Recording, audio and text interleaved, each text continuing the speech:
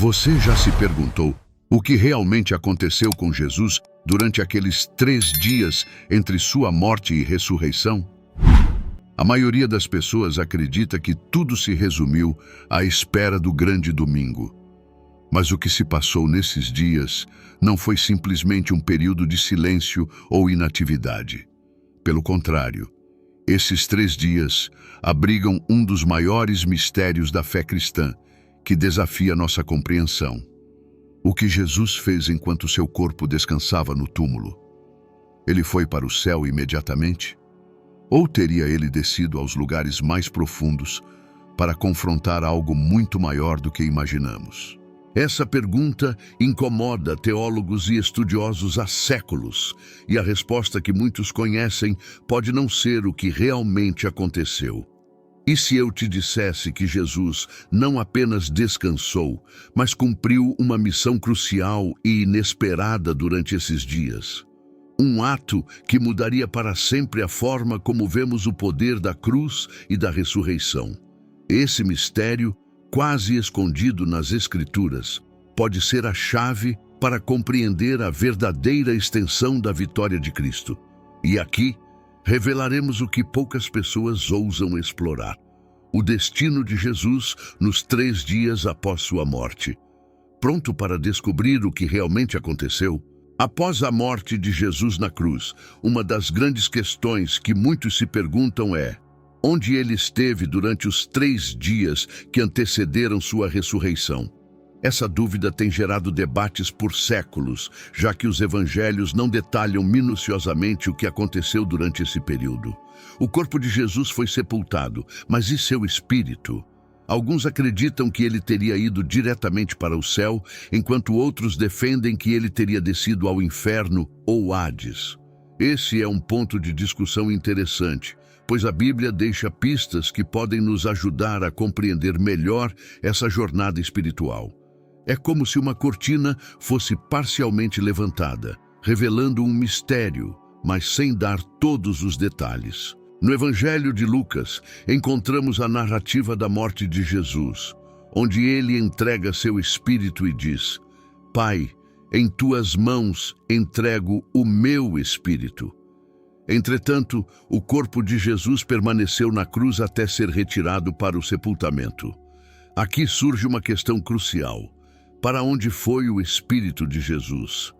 Existem teorias que indicam que ele teria descido ao Hades, um lugar descrito como o reino dos mortos, para cumprir uma missão específica. Uma das passagens que sustentam essa ideia é a de 1ª Carta de Pedro, capítulo 3, versículos 18 a 21, onde se fala que Jesus pregou aos espíritos em prisão. Isso nos leva a refletir sobre a amplitude da obra de Cristo, que se estendeu até mesmo aos domínios da morte. A pregação de Jesus aos espíritos encarcerados no Hades é uma ideia fascinante. Imagine a cena: o Filho de Deus, recém-crucificado, descendo às profundezas da terra para proclamar sua vitória e redenção. Esse ato, mencionado na 1ª Carta de Pedro, é visto como um marco na missão de Jesus, pois, mesmo após sua morte, sua obra não cessou. Esse trecho tem sido interpretado de maneiras diferentes ao longo da história, com teólogos sugerindo que Jesus pode ter pregado tanto para seres humanos que viveram antes do dilúvio de Noé, quanto para anjos caídos. O mistério continua, mas há uma certeza: essa pregação reforçou a autoridade de Jesus sobre todas as coisas. Agora, enquanto pensamos sobre o que realmente aconteceu durante esses 3 dias, podemos perceber que essa história tem muito mais a nos ensinar. Jesus, o justo, suportou o sofrimento e a morte pelos injustos, e sua pregação aos espíritos pode ser entendida como um reflexo de sua autoridade suprema, não só sobre os vivos, mas também sobre os mortos. E isso nos leva a uma reflexão ainda mais profunda sobre o que estava por trás desse ato. Para compreender plenamente, precisamos olhar para uma referência importante nas Escrituras. 1ª Carta de Pedro, capítulo 3, versículos 18 a 21. A primeira carta de Pedro, capítulo 3, versículos 18 a 21, é uma passagem poderosa e, ao mesmo tempo, enigmática. Nela, Pedro nos lembra que Jesus sofreu e morreu pelos nossos pecados, o justo pelos injustos, para nos levar a Deus. Mas o que mais chama a atenção nesses versículos é a menção de que Jesus, vivificado pelo Espírito, foi e pregou aos espíritos em prisão. Quem são esses espíritos? Estariam eles conectados aos tempos de Noé? A ideia de Jesus descendo ao Hades e pregando a essas almas gera questionamentos. Isso demonstra não apenas sua missão contínua de salvação, mas também sua autoridade sobre vida, morte e o reino espiritual. A carta de Pedro coloca essa cena num contexto que liga Jesus a uma longa história de paciência e julgamento. Os espíritos mencionados seriam aqueles que viveram na época de Noé, quando Deus esperou 120 anos pela humanidade se arrepender antes de enviar o dilúvio. Esses espíritos foram desobedientes, ignorando os avisos de Noé. Agora, pense, mesmo após sua morte, Jesus não cessou sua missão. Ele desceu até esses espíritos para pregar uma mensagem. Mas qual seria essa mensagem? Não há clareza absoluta nos detalhes, o que faz dessa passagem uma das mais interpretadas em toda a Bíblia. O que podemos entender aqui é que Jesus, ao pregar a esses espíritos, reafirmou sua autoridade como Salvador e Juiz. Esse ato reforça a ideia de que o sacrifício de Cristo não foi limitado apenas àqueles vivos durante seu tempo na terra. Sua obra se estendeu aos mortos, mostrando que sua missão de redenção transcende o tempo e o espaço. E isso nos faz refletir sobre como essa passagem toca em conceitos profundos de salvação e julgamento, que nos levam a pensar no papel que Noé e o dilúvio desempenham nessa narrativa. A pregação de Jesus aos espíritos em prisão pode ser vista como um lembrete de que a paciência de Deus é imensa, mas seu julgamento é certo. Noé passou décadas construindo a arca, alertando o mundo do que estava por vir. Da mesma forma, Jesus, ao pregar a esses espíritos, reafirmou a justiça de Deus. Para entender mais, devemos olhar para a figura de Noé e o que ele representa na narrativa da salvação. Afinal, o dilúvio e a arca têm um simbolismo muito mais profundo do que aparentam à primeira vista. A ligação entre a pregação de Jesus e os dias de Noé nos oferece uma visão fascinante da história bíblica. Durante os dias de Noé, a humanidade vivia em profunda desobediência, tanto que Deus decidiu enviar um dilúvio para limpar a terra. Noé, no entanto, encontrou graça aos olhos de Deus e foi encarregado de construir a arca. Deus mostrou paciência ao longo de 120 anos, esperando que o povo se arrependesse, mas eles permaneceram obstinados. Quando Jesus desceu ao Hades para pregar aos espíritos em prisão, muitos acreditam que esses espíritos eram exatamente os que desobedeceram naquela época, reforçando a conexão entre esses dois momentos históricos. O conceito de pregação aos espíritos que desobedeceram nos dias de Noé nos faz refletir sobre a ideia de que a salvação sempre foi oferecida, mas nem todos aceitaram. Enquanto Noé construía a arca, as pessoas zombavam dele, ignorando a iminente destruição. É interessante pensar que Jesus, pregando a esses mesmos espíritos, estava reafirmando sua autoridade sobre o julgamento e a salvação. A arca, que salvou Noé e sua família das águas, é vista como um símbolo de Cristo, oferecendo salvação a todos que entram nela. Assim como a arca foi o refúgio seguro de Noé, Cristo é o refúgio seguro para todos que nele creem. Além disso, a arca é uma metáfora poderosa para o batismo. Em primeira carta de Pedro, capítulo 3, versículo 21, o apóstolo faz essa conexão, explicando que o batismo é a água que nos salva. não pela remoção da sujeira física, mas pela aliança de uma boa consciência para com Deus. O dilúvio foi um julgamento sobre a terra, mas aqueles que estavam dentro da arca foram salvos, assim como o batismo nos coloca dentro da graça de Cristo. Pense nisso. Noé e sua família passaram pelo dilúvio, mas saíram do outro lado em uma terra renovada. Da mesma forma, o batismo nos leva através da morte para uma nova vida em Cristo. Essa comparação entre o dilúvio e a salvação em Cristo nos mostra que, assim como Noé e sua família foram salvos pelas águas, nós também somos salvos por meio do sacrifício de Jesus e o ato do batismo. Jesus, ao pregar aos espíritos daquela época, estava reafirmando a justiça de Deus e oferecendo uma última proclamação de sua vitória. Mas há mais nessa história que devemos explorar. A morte de Jesus na cruz e sua ressurreição tem um significado ainda mais profundo, uma verdadeira vitória sobre o pecado e a morte. A morte de Jesus na cruz não foi apenas um evento trágico, foi o ápice de sua missão redentora. Ao morrer, Jesus carregou os pecados de toda a humanidade, oferecendo-se como sacrifício perfeito.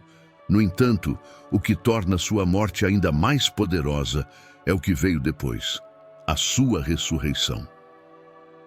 Esta foi a primeira vez na história em que alguém ressuscitou dos mortos para nunca mais morrer.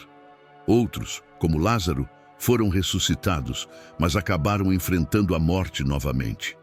Jesus, por outro lado, venceu a morte de maneira definitiva.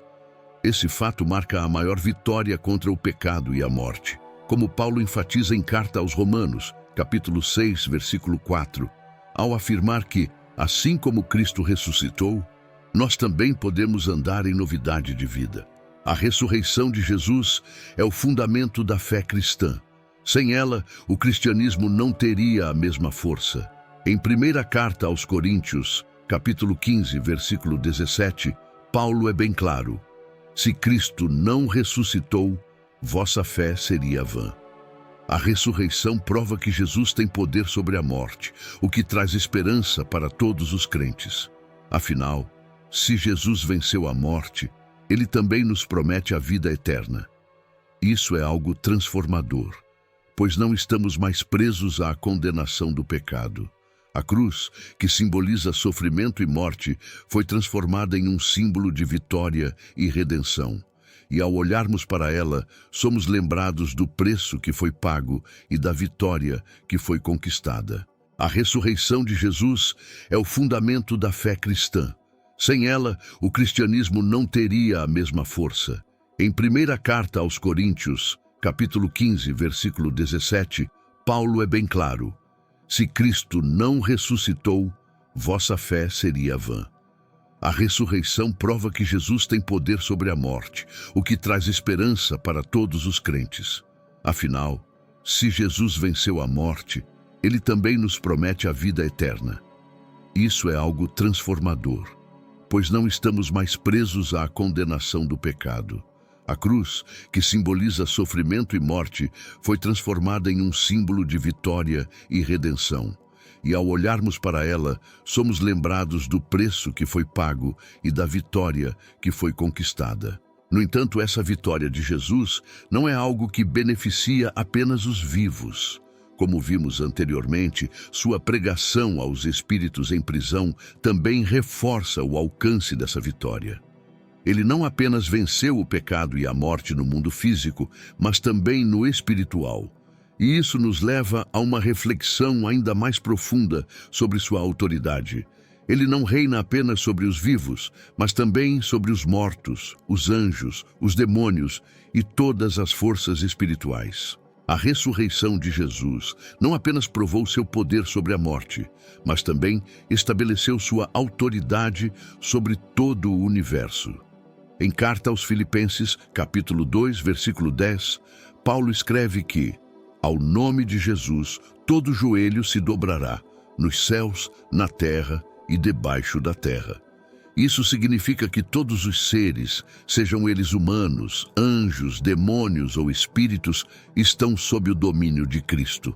Quando refletimos sobre isso, vemos que sua autoridade vai além do físico. Até mesmo no reino espiritual, Jesus reina soberano. Ele é o Senhor dos vivos e dos mortos, e sua autoridade não conhece limites. A morte não foi capaz de detê-lo, e nenhum ser pode escapar de seu senhorio. Essa ideia de submissão total a Jesus pode ser ao mesmo tempo consoladora e imponente. Por um lado, ela nos traz conforto, pois sabemos que estamos sob o cuidado de alguém que detém todo o poder e autoridade. Ele é o Rei dos Reis e nada está fora de seu controle. Por outro lado, essa mesma autoridade nos lembra que devemos nos submeter a Ele em tudo, tanto em palavra quanto em ação. O vídeo nos lembra que, no final dos tempos, até mesmo os espíritos debaixo da terra reconhecerão Jesus como Senhor. Isso nos leva a refletir sobre o que significa, na prática, viver uma vida de submissão a Cristo, reconhecendo sua autoridade em todos os aspectos da nossa existência. Agora, quando pensamos em submissão, pode ser fácil imaginar apenas um ato de obediência forçada. Mas com Jesus, a submissão é algo mais profundo. Ele não nos força a nos submeter. Ele nos convida a fazê-lo, oferecendo amor, justiça e misericórdia. Essa autoridade de Cristo é equilibrada por seu cuidado e compaixão. Isso se reflete no fato de que ele não reina como um ditador distante, mas como um salvador próximo, que entende nossas fraquezas e nos guia com sabedoria e paciência. Quando dobramos nossos joelhos, seja em momentos de adoração ou desespero, estamos reconhecendo que ele é a nossa fonte de vida e salvação. E essa submissão não é apenas para nós que estamos vivos. Filipenses também menciona que até os que estão debaixo da terra se dobrarão diante de Jesus. Isso inclui aqueles que já partiram, os espíritos em prisão, os anjos caídos e até os demônios. Todos, sem exceção, estarão sujeitos à sua autoridade. Esse é um pensamento poderoso que nos faz lembrar da amplitude do senhorio de Cristo. Ele não governa apenas sobre o que vemos e conhecemos, mas também sobre tudo o que não podemos ver. E isso se conecta diretamente com o poder de sua ressurreição, que transformou toda a criação. A ressurreição de Jesus é o coração do cristianismo. Foi um evento tão grandioso que mudou para sempre o curso da história humana e espiritual. Quando Jesus ressuscitou, ele não apenas voltou à vida, como aconteceu com outros, que ele mesmo havia ressuscitado, como Lázaro. A diferença está no fato de que Jesus foi o primeiro a ressuscitar para nunca mais morrer, inaugurando uma nova realidade de vida eterna. Isso demonstra que o poder da ressurreição não é simplesmente físico, é espiritual e eterno. E como Paulo nos lembra em Carta aos Romanos, capítulo 8, versículo 11, o mesmo Espírito que ressuscitou Jesus dos mortos habita em nós, dando-nos também essa esperança de vida eterna. A Bíblia descreve momentos incríveis após a ressurreição de Jesus. Em Evangelho de Mateus, capítulo 27, versículos 52 e 53, vemos um relato poderoso de como os túmulos se abriram e muitos santos que haviam morrido foram ressuscitados, aparecendo para muitas pessoas em Jerusalém. Essa é uma clara demonstração do impacto espiritual da ressurreição de Cristo, que não apenas transformou o mundo físico, mas também o espiritual. É como se a ressurreição tivesse provocado uma onda de poder que tocou até mesmo aqueles que estavam mortos, trazendo-os de volta à vida. Isso nos dá um vislumbre do que a ressurreição significa para o futuro. A promessa de que, assim como Cristo, nós também seremos ressuscitados para uma nova vida. Mas o poder da ressurreição vai além de uma simples vitória sobre a morte. Ela simboliza a renovação, a recriação de tudo o que foi corrompido pelo pecado. Quando Jesus ressuscitou, ele inaugurou uma nova criação, algo que nós, como crentes, já começamos a experimentar em nossas vidas. Pense em momentos de transformação pessoal, quando velhos hábitos e pensamentos são deixados para trás e uma nova vida emerge. É como passar de um estado de morte espiritual para uma vida plena, vivida sob a graça e o poder do Espírito Santo. Essa é a essência da ressurreição.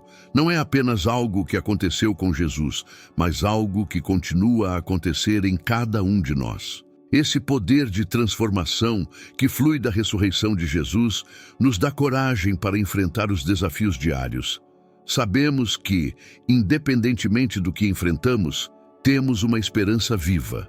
A morte não tem mais domínio sobre nós, e as dificuldades que encontramos são apenas temporárias.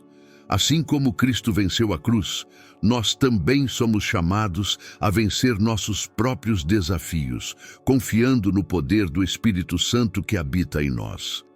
Esse é o poder da ressurreição, uma força que nos capacita a viver de maneira nova, com confiança na promessa de vida eterna.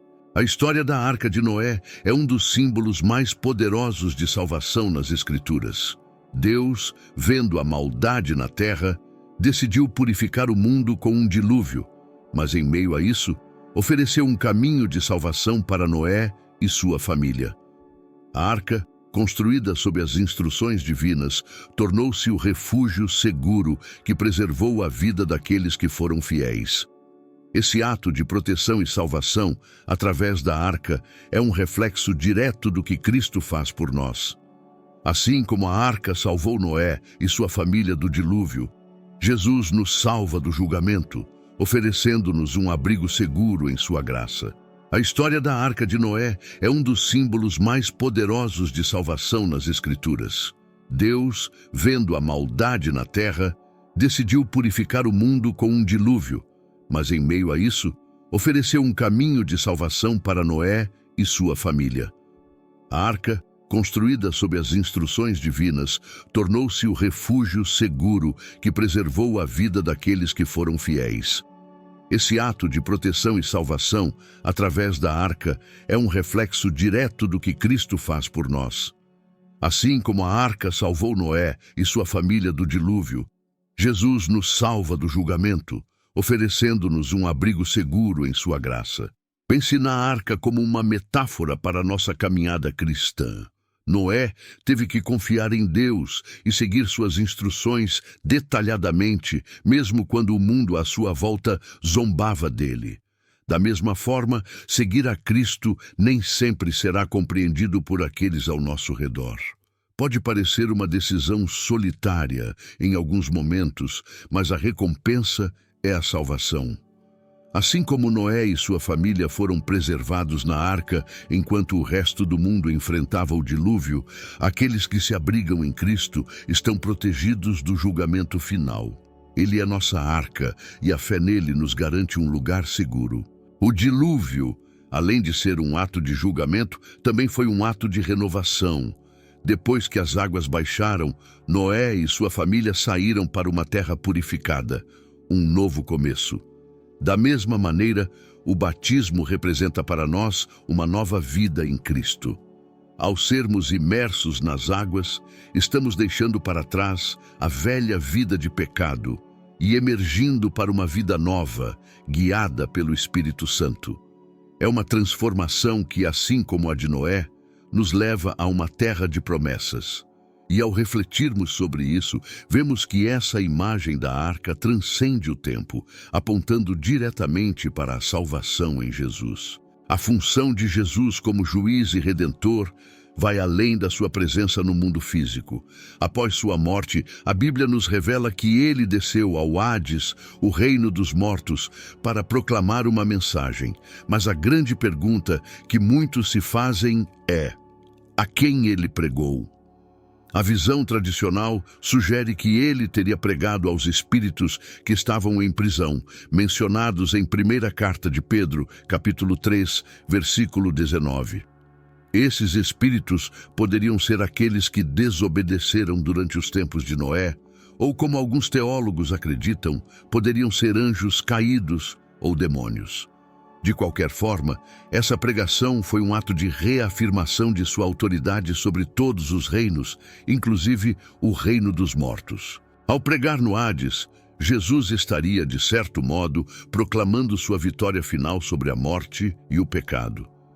Não é que ele tenha dado uma segunda chance de redenção àqueles espíritos desobedientes, mas ele teria afirmado seu triunfo. Isso nos leva a uma reflexão profunda. O poder de Jesus não se limita aos vivos. Mesmo aqueles que já partiram, assim como os seres espirituais, estão sob seu julgamento. Em carta aos Hebreus, capítulo 2, versículo 16, vemos que Cristo não socorre anjos, mas a descendência de Abraão, o que reforça que sua pregação aos espíritos no Hades não foi um ato de redenção, mas sim de proclamação de sua autoridade e vitória. Ao pregar no Hades, Jesus estaria, de certo modo, proclamando sua vitória final sobre a morte e o pecado. Não é que ele tenha dado uma segunda chance de redenção àqueles espíritos desobedientes, mas ele teria afirmado seu triunfo. Isso nos leva a uma reflexão profunda.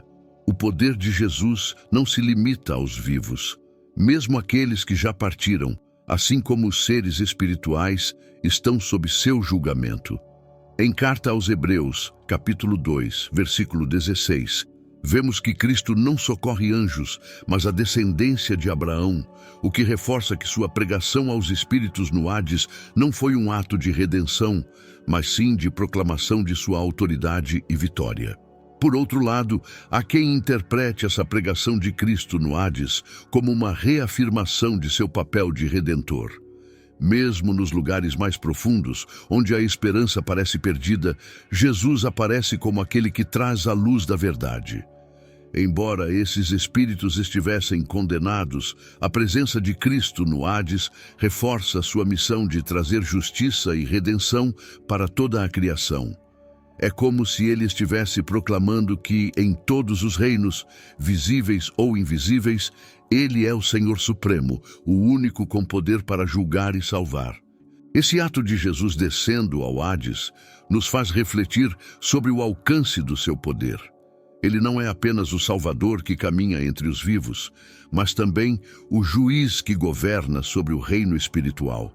Sua vitória na cruz e sua ressurreição reafirmam sua autoridade sobre todos os domínios. Ele é o caminho, a verdade e a vida, e ninguém vem ao Pai senão por ele.